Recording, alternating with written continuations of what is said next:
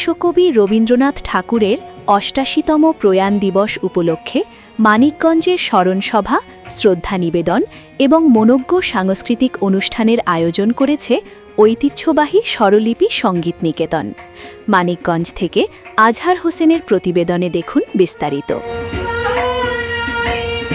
বৃহস্পতিবার ৬ আগস্ট ২২ শ্রাবণ ১৪৩৩ বঙ্গাব্দ উপলক্ষে শহরের কালীবাড়ি প্রাঙ্গণে সন্ধ্যা ৭টা থেকে এই অনুষ্ঠানের আয়োজন করা হয়।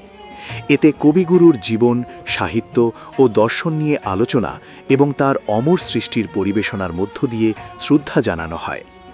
অনুষ্ঠানে রবীন্দ্রসঙ্গীত পরিবেশন করেন বিশিষ্ট কণ্ঠশিল্পী নাসরিন আহমেদ, শামীম বিশ্বাস, নিকুঞ্জ মিত্র বাবু, কাউসার হোসেন, বেলা সায়মা আজাদ, এস হালিম, মোশাররফ হোসেন, সলিল সেন, সম্প্রীতি দাস ও সঞ্চিতা দাস।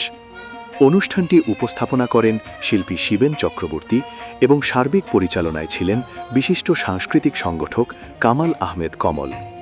স্মরণসভায় কবিগুরুর জীবন, সাহিত্য ও দর্শনের বিভিন্ন দিক তুলে ধরে বক্তব্য রাখেন বিশিষ্ট লেখক, মানিকগঞ্জ জাদুঘরের সভাপতি, জাতীয় রবীন্দ্র সংগঠনের মানিকগঞ্জ জেলা শাখার সভাপতি ও সাবেক অধ্যক্ষ আবুল ইসলাম সিকদার, গবেষক, লেখক ও কবি মোশাররফ হোসেন, শিল্পী শিবেন চক্রবর্তী সহ স্থানীয় সাহিত্য সংস্কৃতি অঙ্গনের বিশিষ্ট ব্যক্তিবর্গ।